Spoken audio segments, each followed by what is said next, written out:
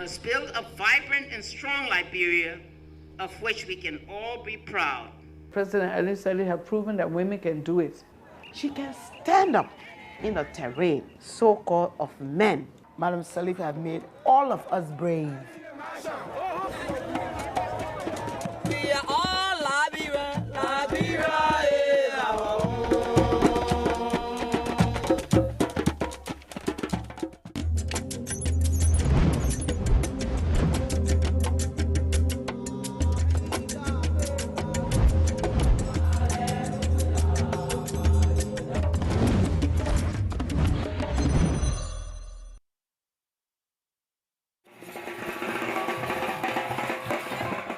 Freedom is in the air. Today, Liberians are celebrating a key moment in their history. It's been 166 years since the country gained independence. Liberia was the first modern African nation to declare its liberty from Western control.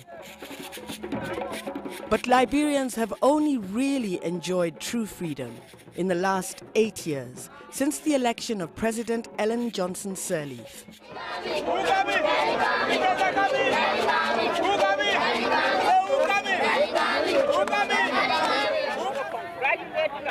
Thank you for your hard work.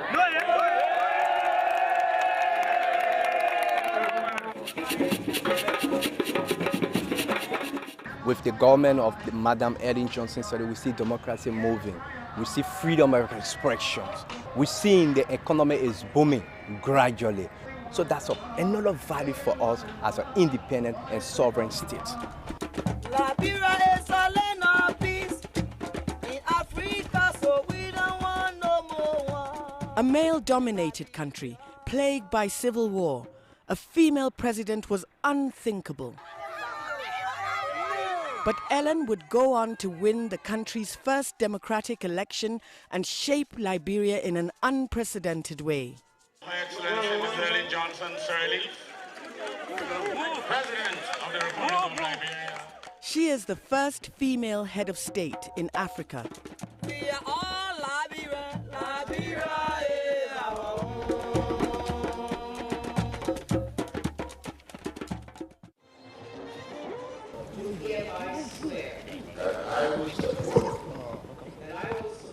Ellen Johnson Sirleaf was elected President of Liberia in 2005.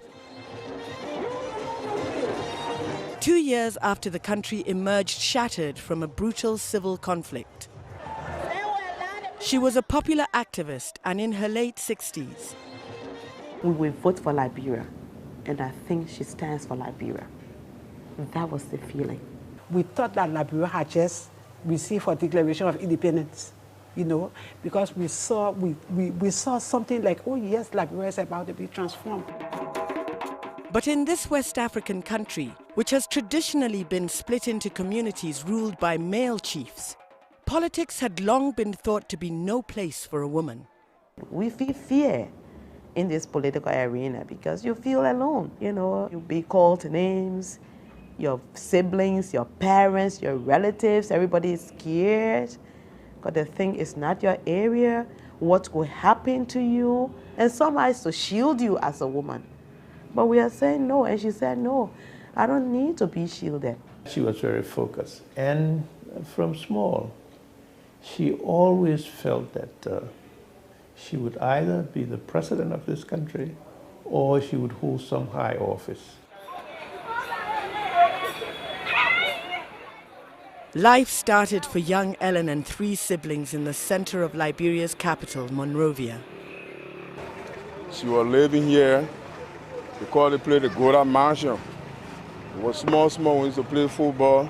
I mean, right around here. And she used to ride the bicycle, going up and down, coming back. She was a very, very active young girl. Actually, we could say people called her a tomboy.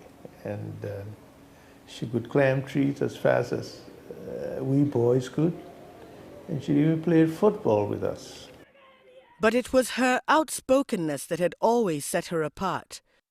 As I progressed in academia, I became very, very vocal, taking issues, whether it was, in my class or whether it was in my professional life. So I think that may have propelled me to where I am.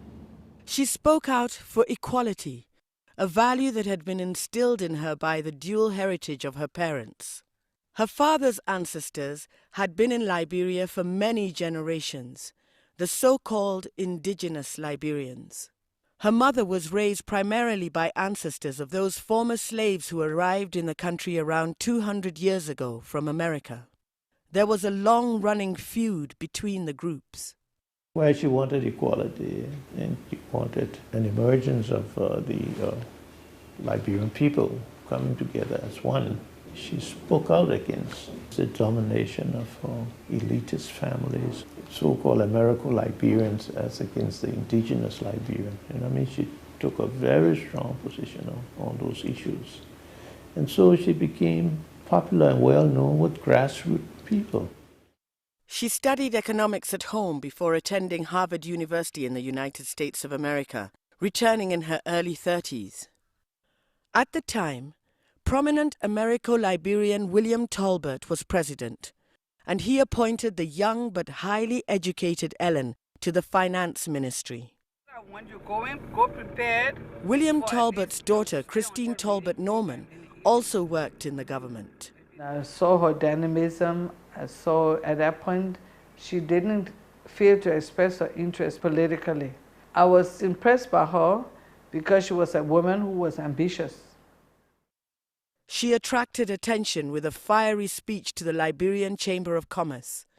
She claimed that the country's corporations were harming the economy by hoarding their profits or sending them overseas. We always try to tell her, moderate your views, because, the men in Liberia, it's very difficult for them to accept equality with women or having outspoken women, because women were at the time very shy, and they were expected to stay in a place as mothers. Only 1 year after Ellen became finance minister, William Tolbert was assassinated. 13 of his cabinet officials were publicly executed 10 days later. The coup was by indigenous military rebels led by Master Sergeant Samuel Doe. Ellen was one of only 4 ministers to survive.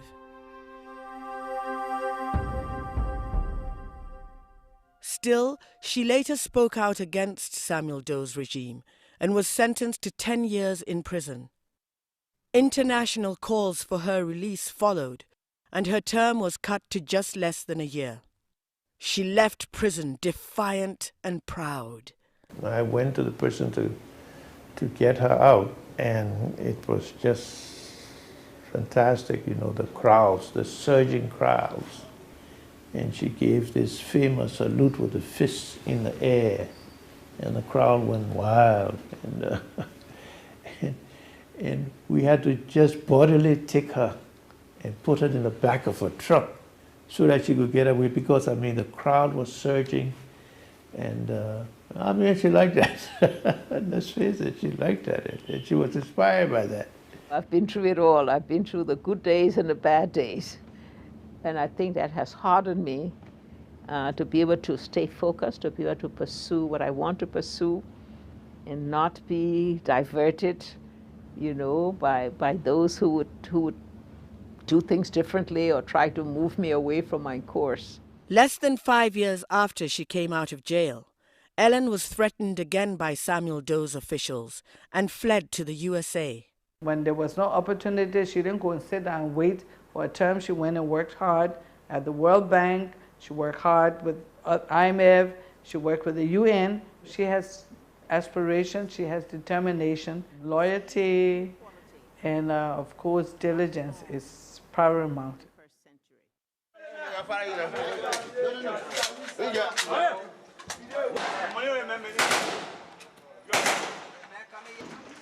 Meanwhile, there was a dramatic change at home in Liberia. Former government official and trained guerrilla fighter Charles Taylor started a civil war to overthrow Samuel Doe. Liberia was battered by conflict for more than a decade. Doe was overthrown bloodily, terribly, in 1990. And that civil war raged and destroyed the entire country. 13 years of war. Not 1 inch of Liberia was left untouched.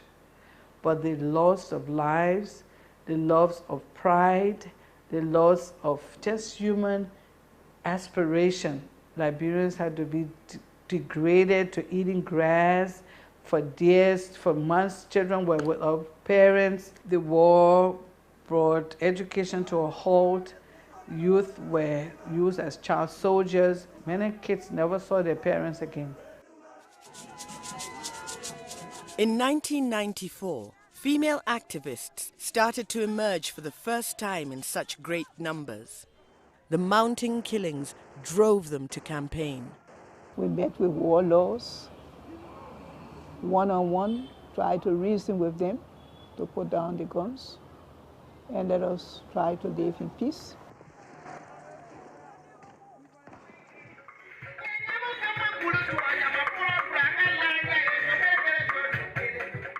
Female artists performed on the front lines where they convinced soldiers to put down their weapons.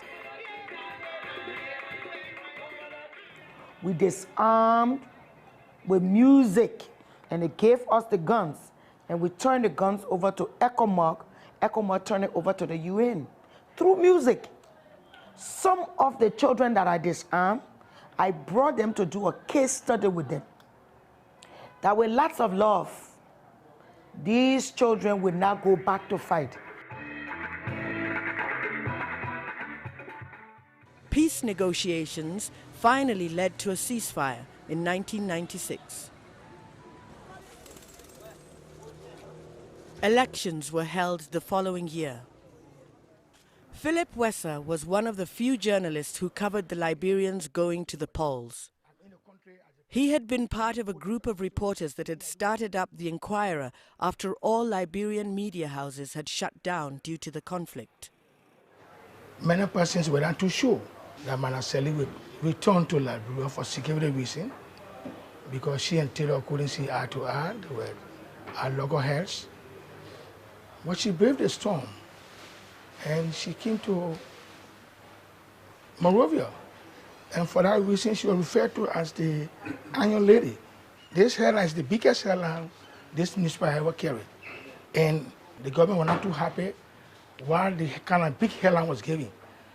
But we did it because the bravery to come at the time of President Taylor.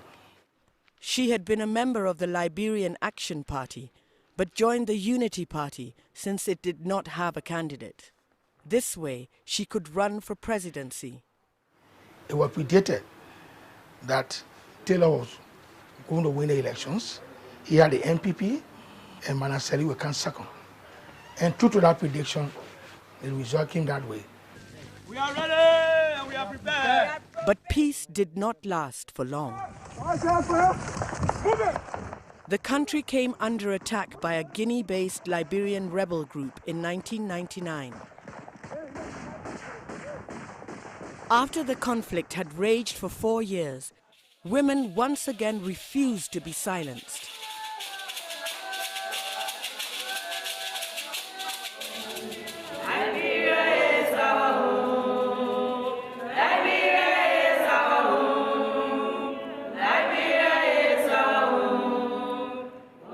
More than 1,000 demonstrated on Monrovia's fish market field, going on a hunger and sex strike, and prayed. They were there for 10 months. We were lying down under the rain, under the sun, on the sea, praying for peace to restore in this country. The women convinced Charles Taylor and rebel leaders to meet in Ghana to negotiate peace. They staged a sit-in outside the presidential palace in Accra, where talks were held. Ellen was at the meeting, and Kumba Thompson, a young activist at the time, was looking on. She was the only woman, political person, in that discussion. And I couldn't constantly help myself but keep looking at her and say, wow, what does it mean to be sitting around with all males? And I can tell you, there were many, many, many statements about her. As young as we were, oh, she's a man. She's not a woman. Oh, you know, they gave you all kinds of names. But she was there. During the talks, a peace agreement was signed. Charles Taylor went into exile in Nigeria and was later convicted of war crimes by the International Criminal Court.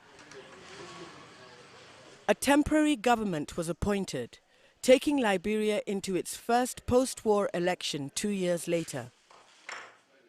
Ellen revealed she would be running for the presidency again. She was breaking it to the family and saying that she decided to take this bold step. And of course there were mixed views. There were some of us who felt that you're doing very well. You're a high-profile person already. You work with the UN. You're getting a good salary. Why take this risk? But even there, she said, that is my goal, and I'm going to do it. If I lose my life, I lose it. My goal is to become President of Liberia. And she was very focused and steadfast in her belief that she would become president and she would make a difference in Liberia. And this is what she's done.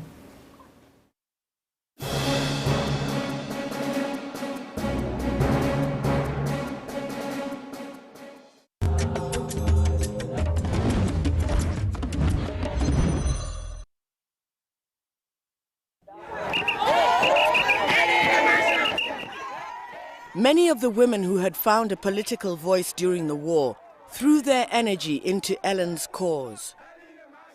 The spirit and strength of women activists helped to lay the foundation for a female leader. She's prepared. She's prepared, not only academically, but she can stand up in a terrain, so-called of men, and be tough enough and speak the political language that none of us were ever prepared to speak. So she can do that. And she's competent. And she will have compassion. And she will not lead. She will not be a tyrannic leader. She will not take us back to war because she's a mother. She will not want her children and her grandchildren to hunger, to prostitute, to not go to school. And I think that was the solidarity. And that's what we believe. That's what made the political change, the history of Liberia, to have her as president. She was not elected because she's a female. No, it wasn't for that factor. It was not for that factor. It was not even a slogan during the election. Say, oh, vote for a female. No. It wasn't like that. People were looking for someone who would deliver, who could move the country. Let us love our country. This is fundamental to progress. Join us in nation building. Join us in the processes of change. We have come a long way. We have survived the worst. There's no turning back. Make a small sacrifice for the good of ourselves and our country. I can't say I ever wanted to be a politician. What I wanted to do was to be a good leader. A leader motivates people, inspires them, and get them to do things. A politician just talks.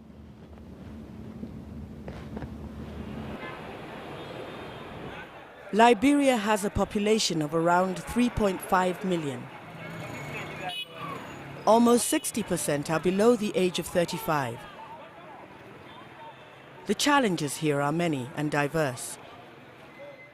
The country has high rates of poverty, unemployment, and corruption. With Ellen Johnson Sirleaf's election, came a new era for women and children, increased access to education and freedom of speech. Women are now speaking out. Women are playing more of a partnership role with men than, oh, behind every successful man is a good woman. It's now beside every successful man is a great woman. The Sirleaf Market Women's Fund gives traders business management and literacy training. But how do they feel about getting ahead in politics? Women are women! Women! Women are women! Women! You ever think you can be president of the country? Yes. I don't think anything will stop me because I know very well that I'm going forward and I'll continue to go forward. So you're not scared of politics again? No.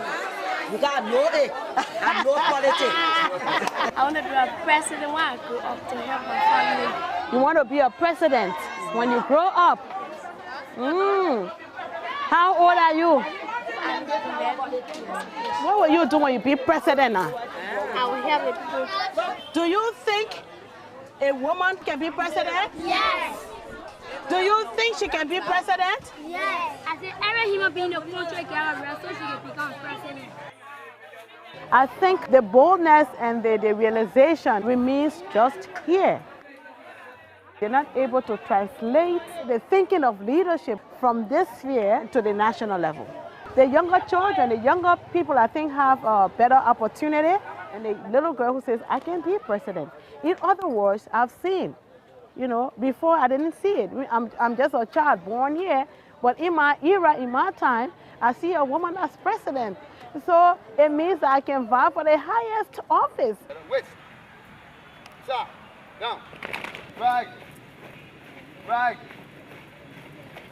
Are you proud of having a female president in Liberia? Yes. And are you proud of having the first female president in Africa? Yes. All the females stand up. Let's see the female in this class. So we'll count you. 1, 2, 3, 4, 5, 6, 7. Sit down. All the males stand up. 1, 2, 3, 4, 5, 6, 7, 8, 9, 10, 11, 12, 13, 14. Still, we have more male than female. Female, you can become a president one day too. You know that? Yes, once you learn your math and you learn your science, you learn to be responsible, you learn to be dutiful, you learn to have a character of integrity. And male can become president, but we want more female in classes and more female as leaders of our country. The president instituted a program for free and compulsory education for elementary school students up to 9th grade. So that is a significant improvement. When the president is traveling around the country, everywhere there's a group of youth, she would stop and give them candies and talk to them and encourage them. What do you want to do? And so forth. I have the right to play. I have the right to play. I have the right to my choice. I have the right to my choice. I have the right to education. I have the right to be protected. There's nothing more you can do than to bring up a child in such a way that not only are they exposed to learning in the schools, but that their physical development is all part of their growing up. Give thanks to God for all His blessings. Many blessings. To enable us today to be able to be in Burma, to be able to do this. So I've just recognized the blessings of God, and I know that's what you want me to do. Amen. Yeah. Amen. The dedication of this playground is a strong testament of the government's continuous commitment to the advancement of children's well-being in Liberia. It makes me feel that I can be like her at times when I see her, because she is a female. She stood up firm to reach that level. So with that, I get the courage, and I have the courage that I can be like her and even more greater than that.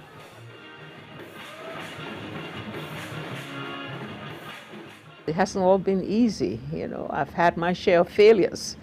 But I'm so glad that the success have exceeded the failures, and that's why where I am today. I was able to rise above the failures and rise above the difficulties. I hope I could send that message to to every other woman or every other person. It takes perseverance and commitment and dedication and hard work and honesty, and you know, a combination of those values can get you there.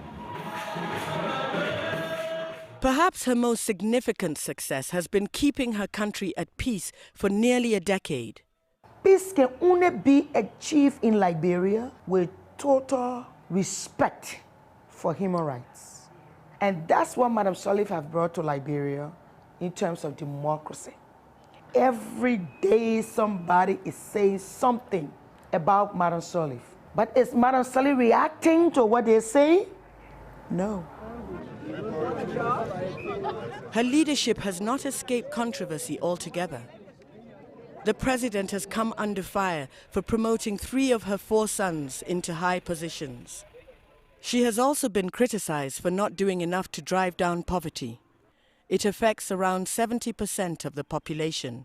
Even though the economy is now moving and operations from the investment we have made is starting, but not moving fast enough to absorb all the many young people who don't have skills, who've not had an education.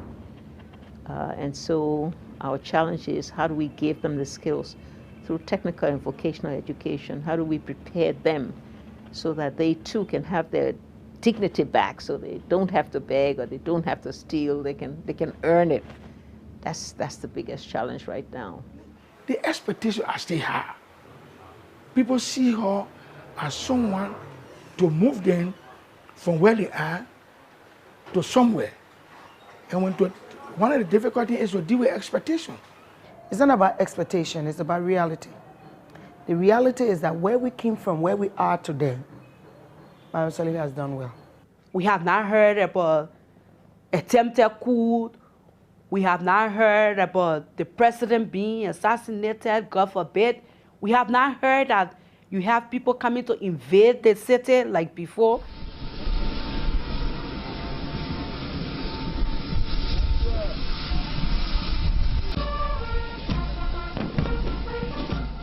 In 2011, she received a rare honor along with 2 other women.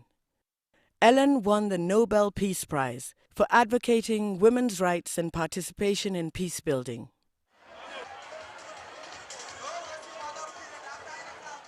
She was re-elected as president a month later. A year after Ellen's re-election, Joyce Banda rose to the presidency in Malawi. I believe that of the 50 odd countries in Africa, in the next 10 years, you will see more female presidents coming up. Whether there's someone to fit her shoes, I don't know. I don't know. I'm real. You see, I'm a realist. I don't know. It's very difficult when one gets accustomed to one leader and you feel that leader's doing well.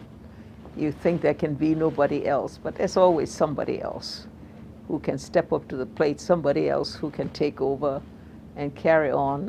One of our challenges as Liberians is to find that person, to identify the person who can make sure there's continuity in all the effort we have made and make sure that Liberia moves on to an even higher plane than where I'll leave it. I hope that we'll all tap on the legacy of a great woman.